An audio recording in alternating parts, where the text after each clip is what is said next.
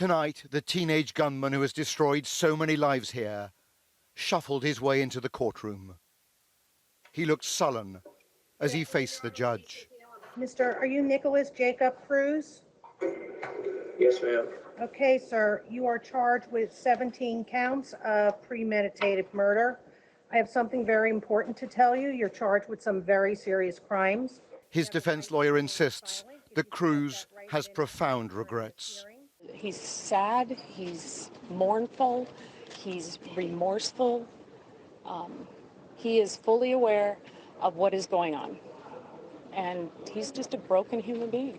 Cool Springs Police wants to evacuate approximately 40 students from Building 800. America is left to grapple with the consequences of another mass shooting in a school. I have the gunshot victim. He's by the entrance to Westglades on the west side of the school.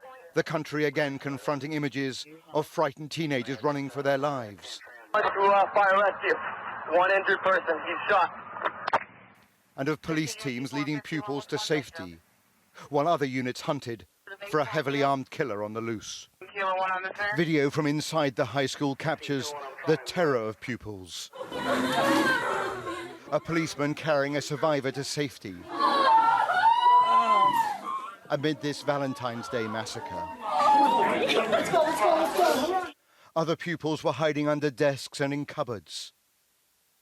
Some teachers defending students with their bodies and with their very lives. The shooting itself was filmed on a phone, too distressing to show in full. The opening gunshots are shockingly loud. And this footage shows the moment a heavily armed SWAT team entered a classroom to reach terrified students. Hands, put your hands up. Please. Put your phones away. Does anybody have bolt cutters? I can get this kid out of the fence. Police radio communications reveal the urgency and the confusion that surrounded their entry into the school. Gary, does he know where the shooter is? We don't know, but we're entering the building, in front of the 13 building 13. One student followed a teacher's suggestion and used a textbook as a shield. And she's like, grab a book. So I took a book. It was a tiny book, but I took a book and I held it up.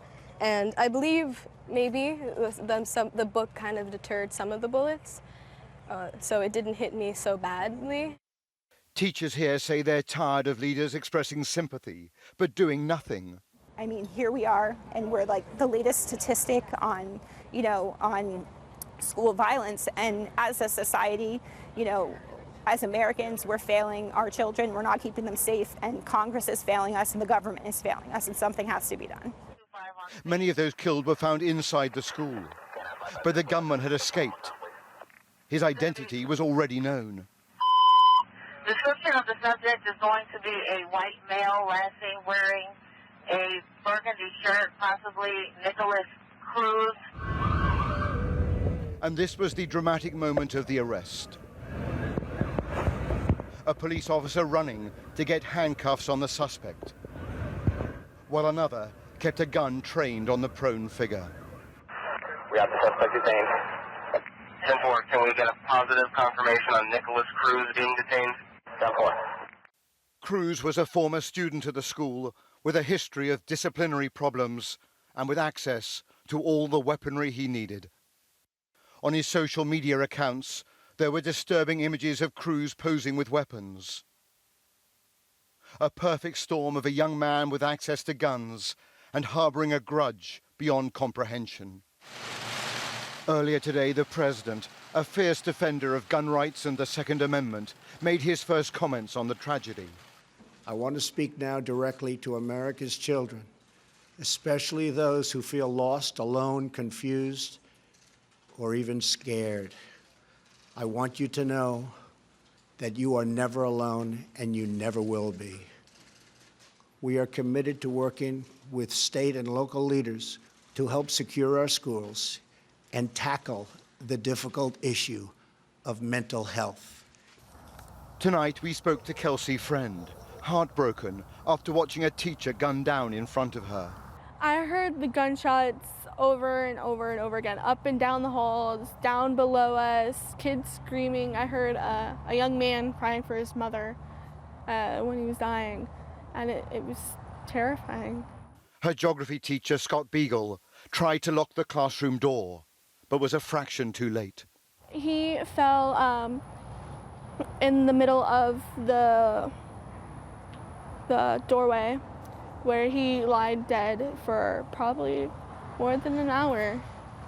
And I was crying because he's my favorite teacher. What would your message to President Trump be? My message, please do something. That's all I'm asking, is to please do something. I lost multiple friends today. I lost my favorite teacher. I lost people I cared about the most.